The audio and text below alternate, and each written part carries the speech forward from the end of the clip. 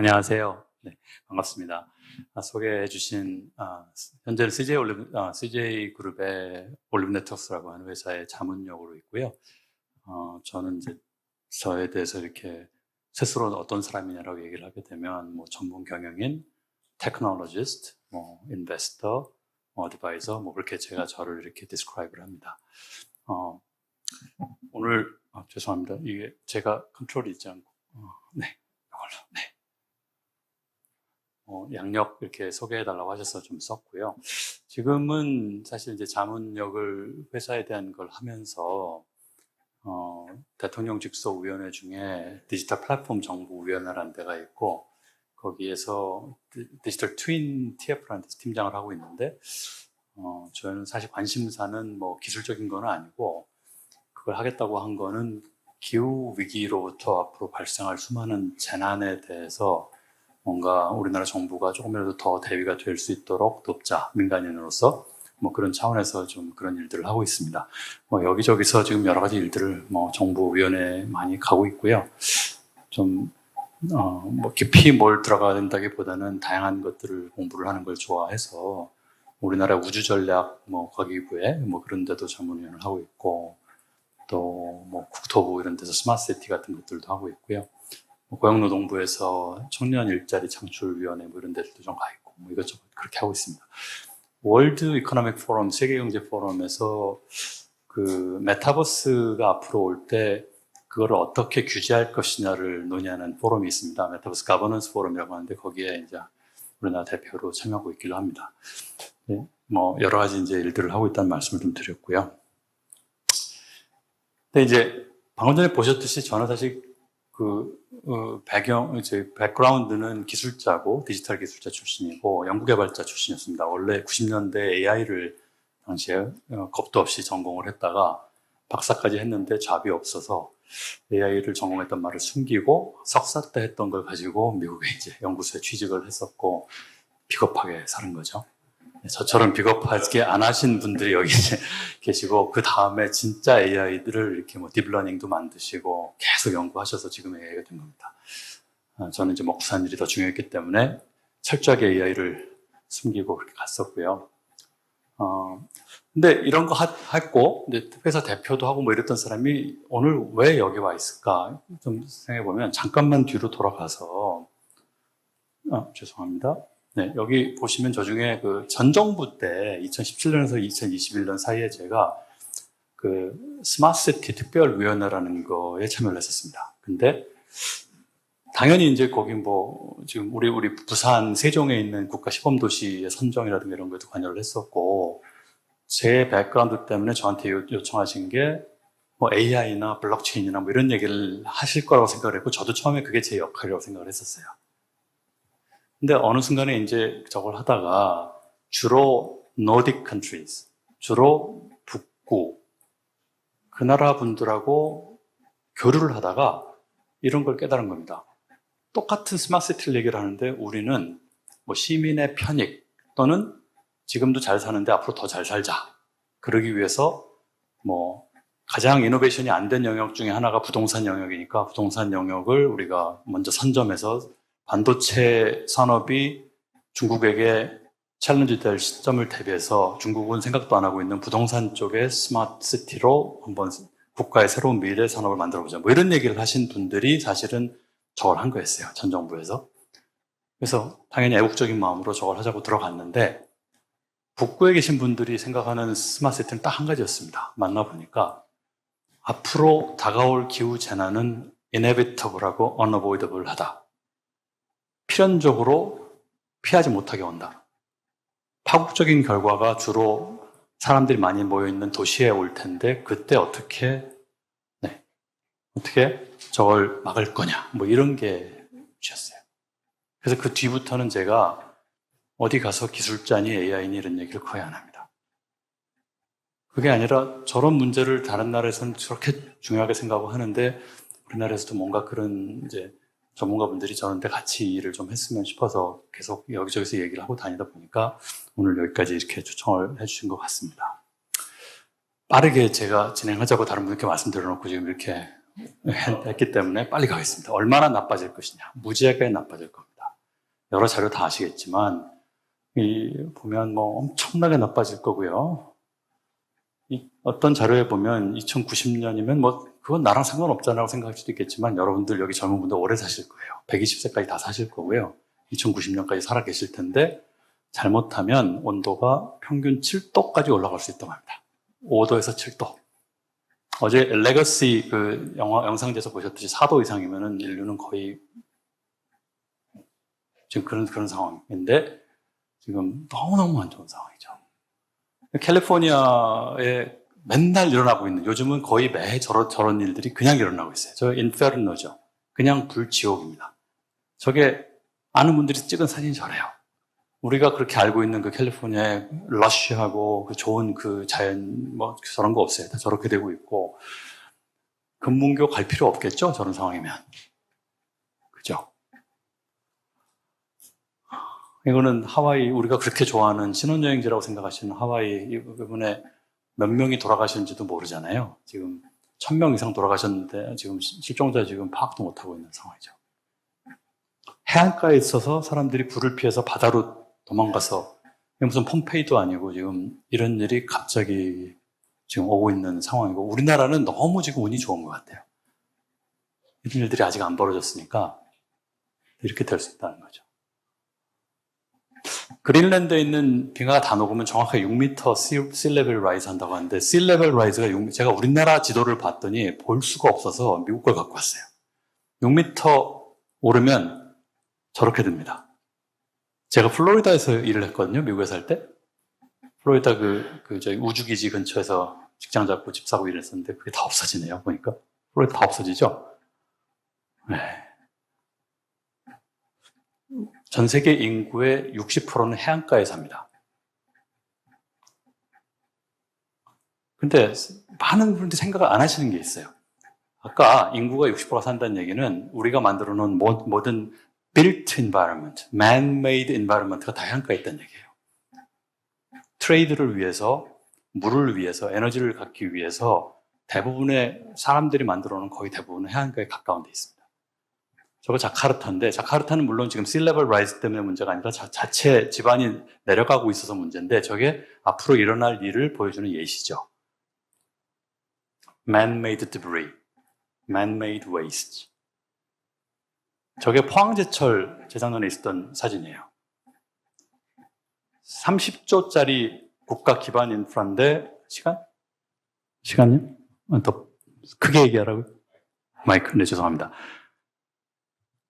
저게요, 물이 저렇게 침수가 됐는데, 저거를 복구할 수 있었던 유일한 이유는 우리나라 민간인 분들이 국가를 너무 사랑해서 연 25,000명이 저기 자발적으로 가셔갖고 저거를 저 안에 들어가 있는 그 뻘에 침수되어 있는 그 모든 베어링들을 손으로 닦아냈기 때문에 포항제철이 살아난 거예요.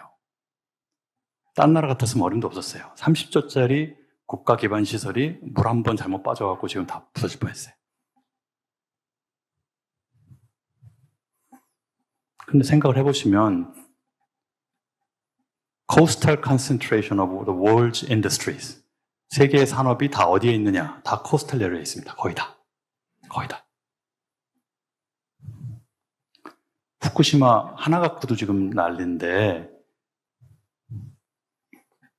저 빨간색 표시된 데들이 다 원자력 발전소들이고요. 저 중에 반 이상이 해안가에 있습니다. 중국 거를 갖고 와서 보여드리려고 하다가 그것도 너무 무섭게 보여서 안 갖고 왔어요. 물이 차들어오면 우리가 만들어 놓은 엔바이러먼트, 그런 걸 예상하고 만든 게 아닌데, 우리가 살기 위해서 만들었던 environment, 우리가 만들어 놓은 man-made environment가 우리를 죽이는 그런 소스로 작용을 할 거예요. 그 모든 케미컬들, 그 모든 라디오 아이소톱, 뉴클리어 퓨얼 이런 것들이 저렇게 될 거예요. 저 부분은 아직 연구도 안 돼 있어요, 사실은. 그렇고요. 그다음에 당연히 소스는 GHG죠. greenhouse gas. 주로 이제 CO2로, 사실 요즘 걱정하시는 퍼마프로스트, 캐나다와 시베리아의 그 툰드라에 갇혀있는 메탄이 빠지기 시작하면 사실 CO2는 일도 아니죠.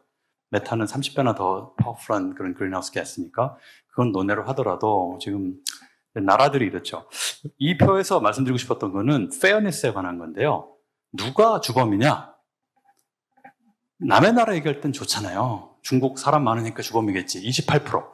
근데 중국 인구가 전 세계 인구의 몇 프로죠? 22%쯤 됩니다. 인구 22%인 나라가 28% CO2 발생하고 있으면은 나쁜 건가요? 미국은 전 세계 인구의 4%가 좀 넘는데 15%를 하고 있어요. 4배 가까이. 자기 인구보다. 나쁜 나라인가? 한국은 전 세계 인구의 0.6%가 안 되거든요. 0.6% 정도인데 2%네요. 3배 이상.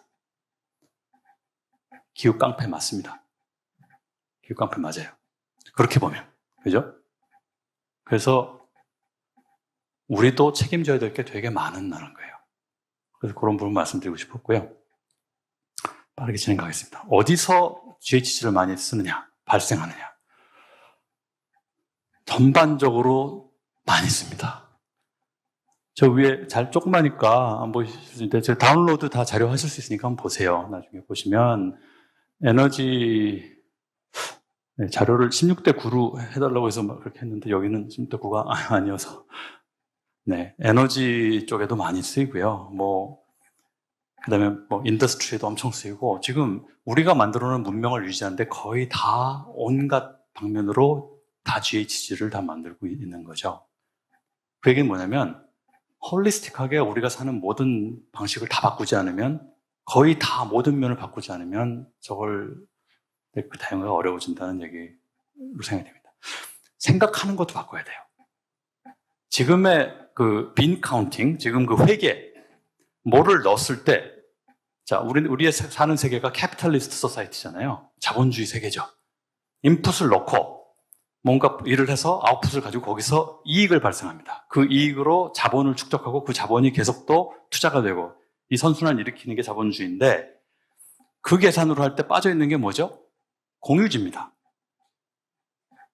잘 아시는 공유주의 비극. Tragedy of the Commons. 공유하는 거는 아무도 걷다가 집어넣지 않아요. 프리하다고 생각해갖고. 그게 소스로 작용할 때뿐만이 아니라 그게 문제로 작용할 때도 아무도 신경을 안 쓰다 보니까 그 계산해갖고는 답이 안 나오는 거예요. 그래서 이런 식으로 아예 캐피탈리즘 생각 자체를 바꾸자고 하시는 분들이 이제 유명한 폴 호킹 같은 분들이 있죠. 지금 370억 톤이 1년에 GHG가 발생이 되는데 저쪽 오른쪽에 보시면 그게 싱크예요. 왼쪽이 소스고 어디서 발생되느냐? 일렉트리시티 전기 만드는데 25%, 음식 만드는데 24%, 산업 돌리는데 21%, 트랜스포테이션 하는데 14%. 그렇죠? 빌딩, 히팅하고 쿨링 하는데 6%. 이런 겁니다.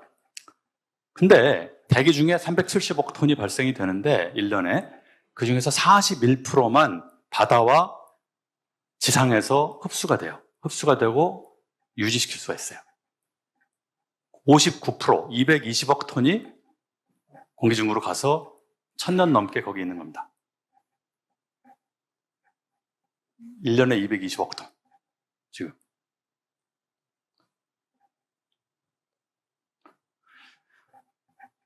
제가 이제 아까 폴 호켄 내추럴 캐피탈리즘 그거 만드신 분들이 만든 단체가 있어요. 드로우다운이라고. 이걸 제가 보기에는 가장 컴프리hen시브하게 연구하신 분들이에요. 이분들이 정말 많은 분들이 연구를 하셔갖고 나온 솔루션을 이게 캡처한 게 이건데 보시면 놀라실 거예요. 저게 뭐야?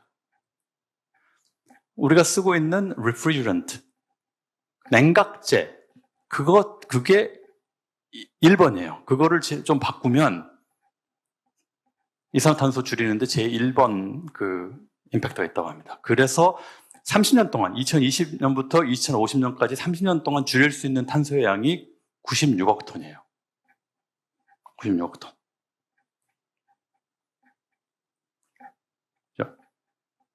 그 다음에 온쇼어 윈터빈, 풍력, 해안가에 있는 풍력 발전소, 그리고 그 다음에 푸드에 들어가는 에너지를 줄이면 뭐 80억, 83억 톤, 뭐 이렇게 되는 겁니다. 밑에 보시면 가족 계획 잘하고 여성 교육 잘해서 인구 증가를 줄이는 것도 굉장히 중요한 그런 거고요. 실버 파스처라고 밑에서 두 번째 거 보시죠. 그게 무슨 얘기인지 저도 몰랐어요. 이거 볼 때까지. 실버 파스처가 뭐냐면요. 목초지를 나무와 같이 만드는 거예요. 목초지만으로 하는 게 아니고. 목초지 자체만으로 쓰면은 너무 GHG가 발생이 많이 되고, 그거를 숲과 같이 만들어서 줄일 수가 있다고 합니다. 그런 거는 저희는 들어보지도 못했었는데, 이런 것들이 많이 있어요. 우리가 보통 알고 있던 뭐 태양열 이런 거는 문제 해결에 극히 일부밖에 안 되는 겁니다. 우리가 이런 거를 주요한 공부의 대상으로 생각 안 하니까 공부가 너무 안 돼 있어요, 사실은. 좀 더 자세하게 리포트를 보면, 여기 보시다시피, 리프리저런트가, 제가 이제 녹색으로 이렇게 쳐놓은 게 주요한 것들이고요. 쿠킹을 좀, 그 파이어를 많이 안 쓰고 하는 부분 이런 것도 있고, 뭐 많이 있습니다. 뭐 굉장히 많아요. 패밀리 플래닝도 있고, 뭐, 윈드 터빈도 있고, 고기 드시지 말고 플랜트 리치 다이어트로 바꾸고, 뭐, 이렇게 있죠. 음식 조심하고. 실버 파스처 여기 또 있네요. 그런데, 그렇게 해서 수십 개를 해서 30년 동안 줄일 수 있는, 맥시멈으로 해서 줄일 수 있는 탄소의 양이 제일 좋은 경우에 1637 빌리언 톤이죠. 기가톤인데, 아까 뭐라고 말씀드렸습니까? 1년에 220억 톤씩 줄여야 돼요. 근데 지금 30년 동안 저 정도 할 수 있어요. 그러면 어떻게 하지? 이런 생각을 해야 되는 겁니다. 저걸 다 해도 지금 어려운 상황이에요. 그러니까 진짜로 많이 바꿔야 된다는 말씀을 드리는 거고요. 프로젝션 뭐 이런 거 많이 나와 있는데, 지금대로 그대로 가면 최소한 2.9도 올라갈 걸로 보이고, 우리가 하겠다고 한 전 세계 나라들이 다 약속했는데 하나도 안 지키고 있는 거를 다 진짜로 지키면 2020 타겟 only 2.4도가 올라간다고 합니다. 2.4도? 그걸 다 해내면. 지금처럼 가면 2.9도고요. 근데 우리가 맨날 얘기하는 1.5도를 이제 지키려면요, 이미 시간이 많이 늦어갖고, 이제부터는 2080년부터는 네거티브를 만들어야 돼요. 공기에 있는 탄소를 아예 없애야, 하나도 안 발생시키고 없애야 1.5도가 된다고 하는 거예요. 그렇죠? 심각하죠.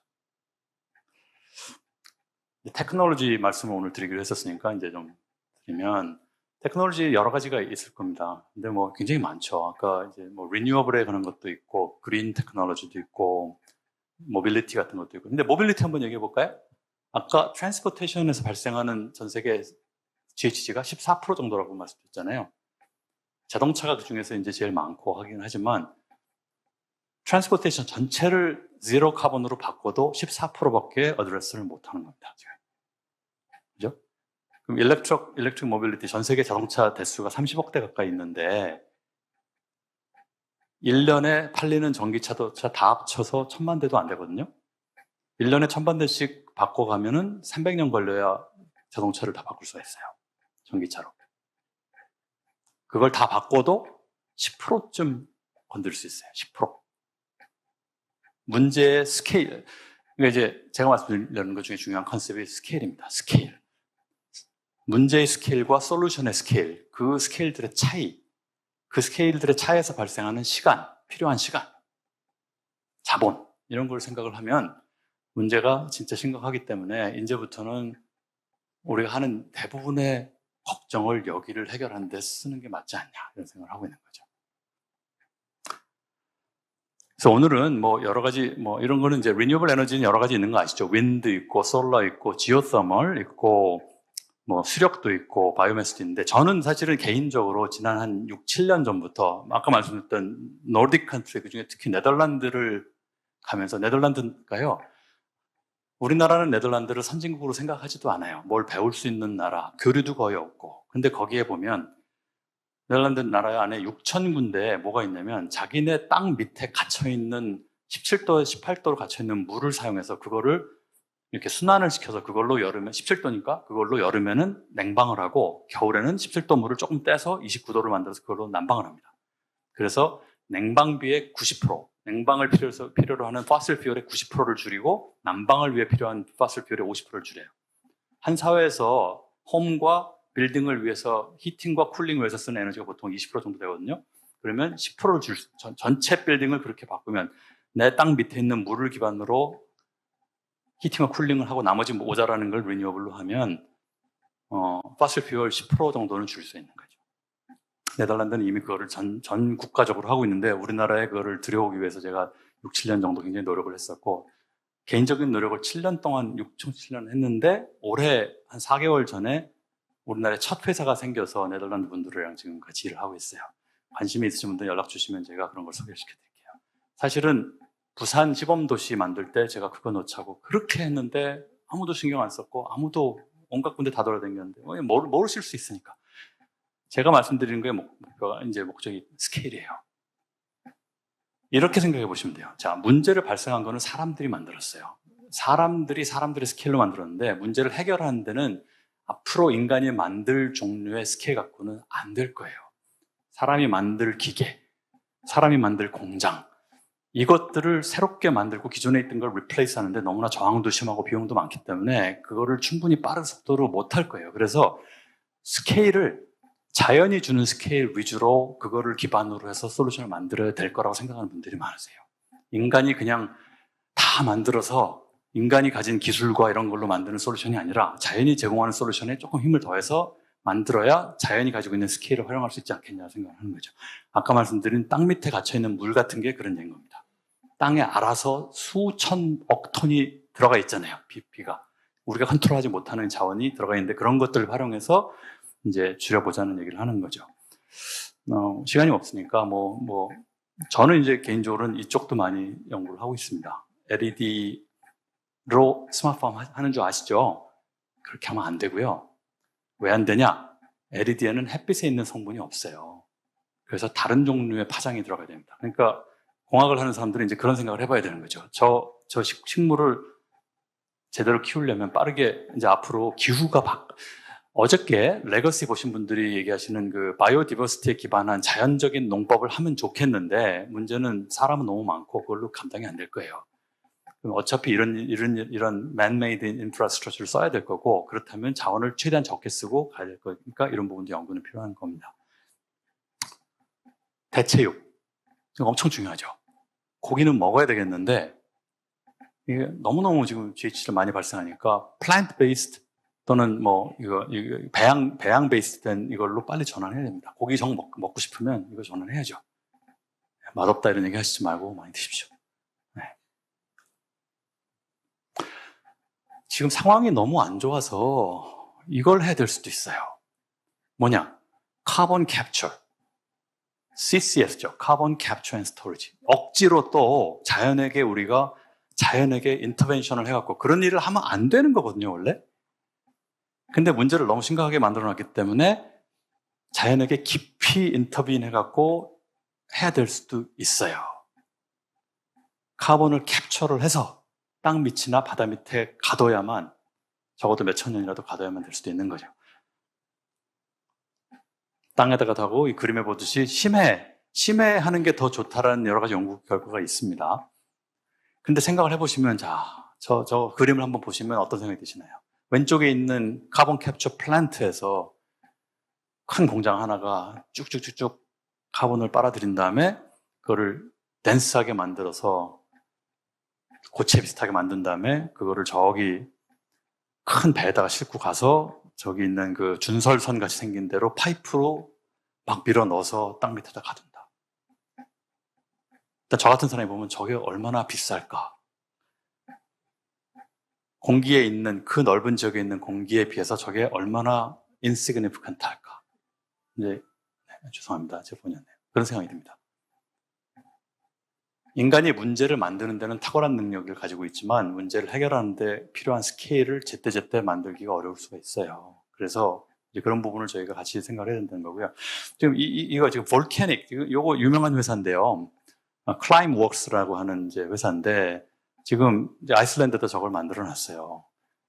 저기에 그 볼케닉 땅 밑으로 집어넣기가 좋다고 합니다. 근데 화산 지역이 얼마나 되겠습니까? 그리고 그 오지인 화산 지역에다 저런 공장을 짓는 게 돈이 얼마나 들겠어요. 저런데 너무 현혹되시면 안 되는 겁니다. 저는 개인적으로 이거는 되게 좋다고 생각을 해요. 지금 여러분들께서 제가 3년 전에요, 이제 직장을 중간에 쉬면서 진짜 가보자 해갖고 노르웨이의 저 북쪽에 갔어요. 정말 청정해역을 보고 싶어서 노르웨이 스발바르 쪽에까지 높이 올라가서 항구에 갔는데 항구에 물이 다 녹색인 거예요. 그리고 해파리들이 꽉 차 있어요. 녹조류와 해파리를 꽉 찬 게 지금 북구의 항구더라고요. 근데 쟤네들이 다 나무들보다 20배 넘게 CO2를 잘 흡수를 해요. CO2를 흡수해서 저 모양인 거예요, 지금. 그럼 반대로 생각해서 쟤들이 죽어서 다시 CO2를 방출하기 전에 살아있는 상태에서 저걸 포집하고 나가지 않게 하면 어떻게 될까? 뭐 이런 생각을 연구하셔갖고 옆에 있는 회사가 주목하고 있는 회사 중에 하나인데 Brilliant Planet이라고 하는 회사인데 모로코 사막에다가 저런 걸 짓고 있어요.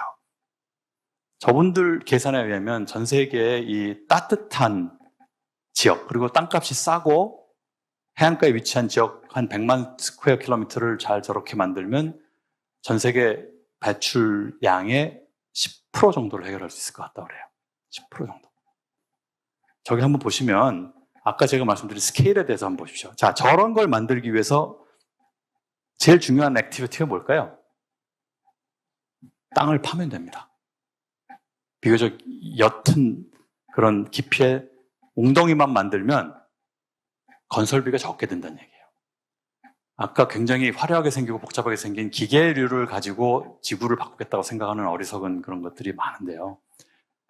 자연이 주는 거를 최대한 이용해서 넓게, 깊게 많은 걸 써서 스케일을 확보하지 못하면 어려워질 수가 있겠다라는 게 많은 분들이 생각하는 겁니다. 지금.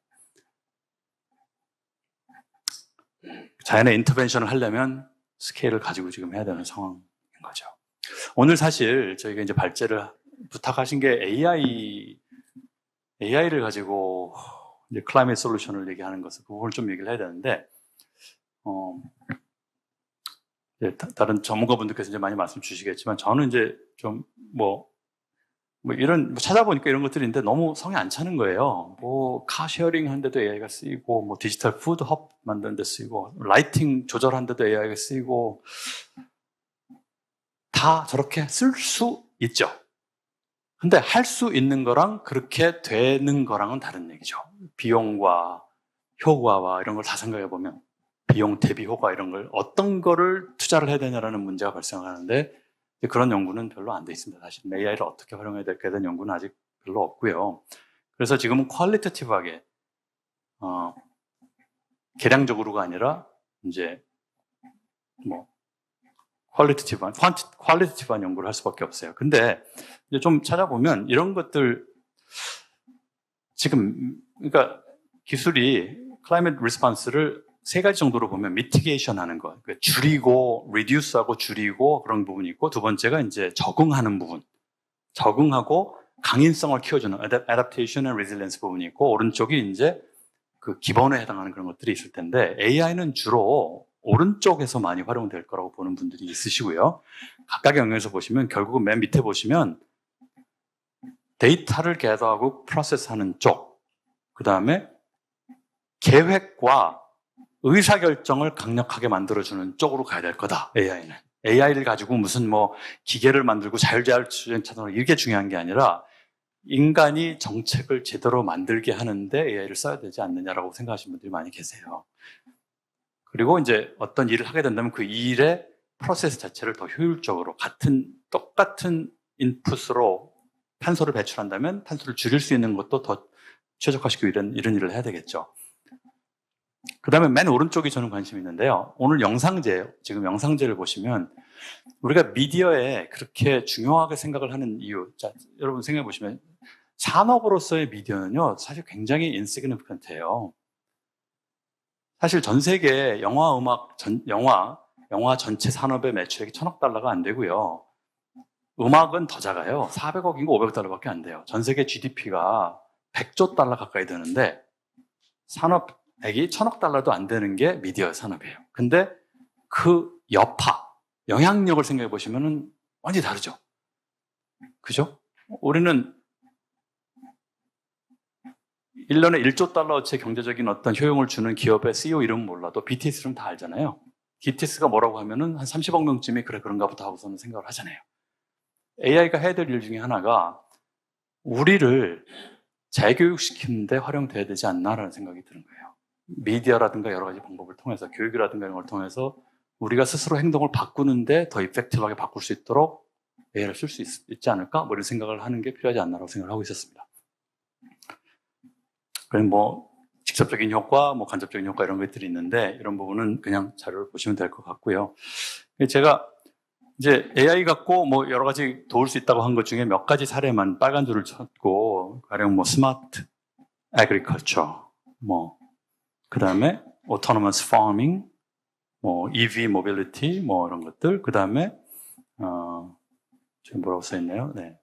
New Superconductor Discovery 뭐 이런 것들이 있고요. 조금만 그냥 그림으로만 보여드릴게요. 아까 말씀드린 그 LED 같은 것들 조절하고 이런 데 AI가 잘 쓰일 겁니다. 이제 그런 건. 그다음에 로보틱 팜을 통해서 per 스퀘어의 일들을 지금보다 훨씬 높여야 될 거예요. 왜냐하면 아직도 제가 built environment 말씀을 드렸죠. man-made environment가 얼마나 비싼지, 네이처에 비해서. 우리가 지구에 있는 모든 땅을 그린하우스로 만들 수가 없어요. 너무 돈이 많이 들어서.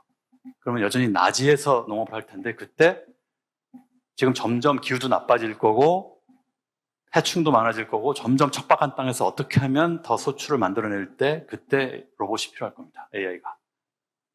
한 예를 보여드리면 재밌는 영상이 있어서 이건 틀어주시면 좋겠는데요. 과일을 따는 로봇이에요.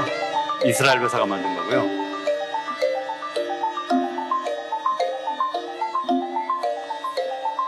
저게 왜 필요한지 아십니까? 과일을 지금 누가 따죠? 과일을 따는 분들은 대부분 한 사회에서 일을 제일 하층에서 하시는 분들이 많아요. 마이그런트 레이버. 그분들이 물론 열심히 일하시지만 땅에 버리시는 게 너무 많아요. 저 로봇들은 버리는 거 하나도 없이 다 저걸 더 수확을 거둘 거예요. 그죠? 우리를 위한 식량을 조금 더 많이 만들 겁니다. 뭐 이런 여러 가지들이 있고요. 그 다음에 뭐 에너지를 잘 스토어를 해야 되니까 에너지를 만들면, 전기로 만들어 놓으면 그 다음에 그게 금방 다 소실되잖아요.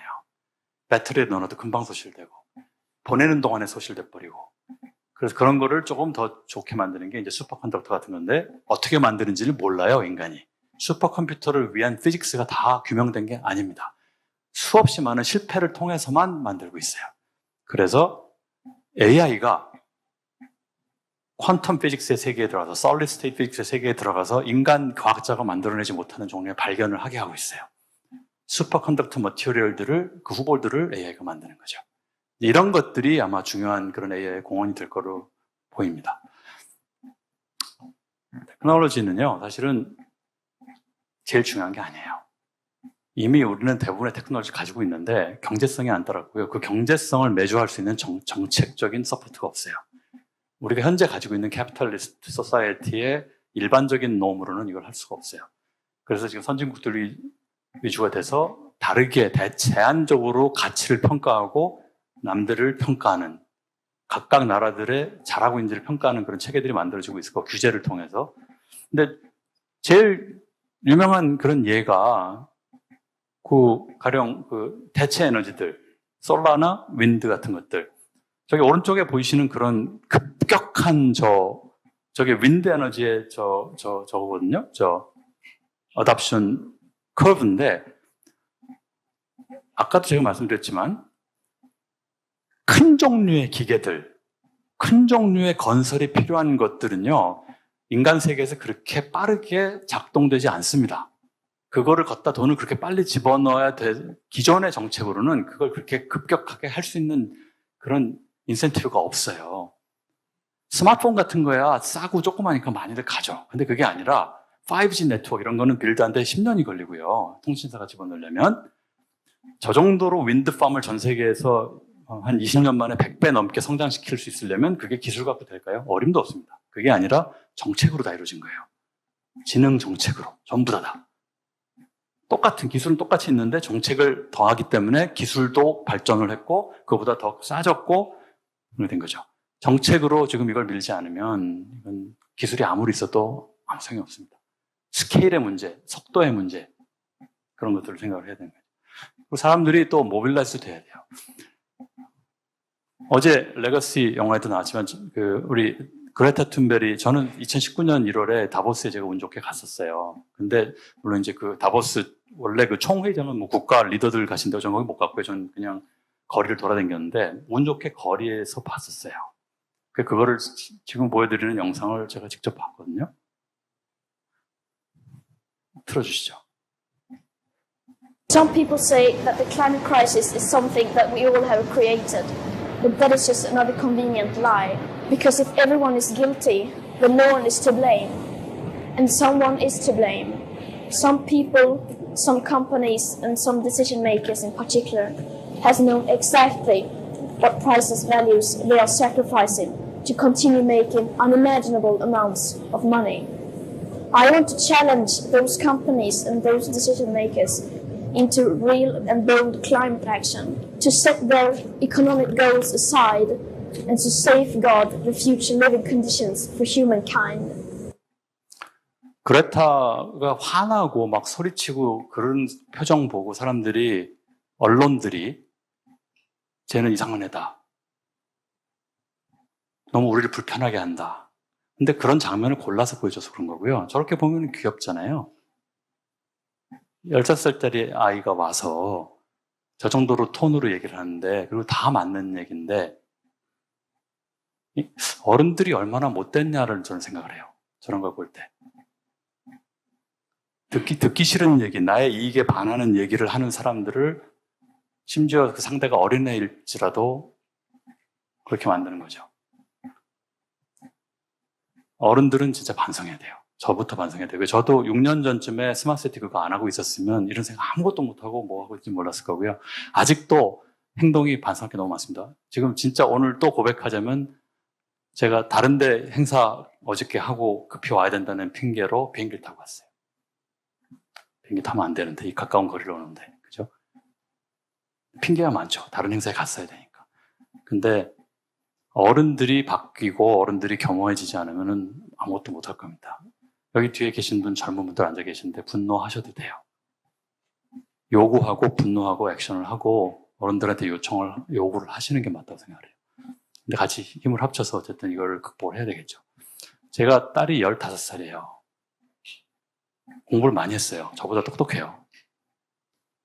아빠, 내 생각에는 내 세대 이후에는 지구가 없을 것 같아. 내가 아무리 배워봐도 내 세대까지는 어떻게든지 살 것 같은데 그 뒤에는 없을 것 같아. 15살짜리 딸이 결혼은 왜 해? 애를 어떻게 낳아? 지금 이런 컨버세이션을 하고 있어요, 집에서. 불편하셔야 되고요. 더 불편해야 됩니다. 실제로 더 일을 많이 해야 돼요. 그리고 우리가 가진 대부분의 걱정과 노력을 특히 어른들이 여기다 해야 될 것 같습니다. 오늘 그런 좀 논의도 많이 하셨으면 좋겠어요. 네, 감사합니다.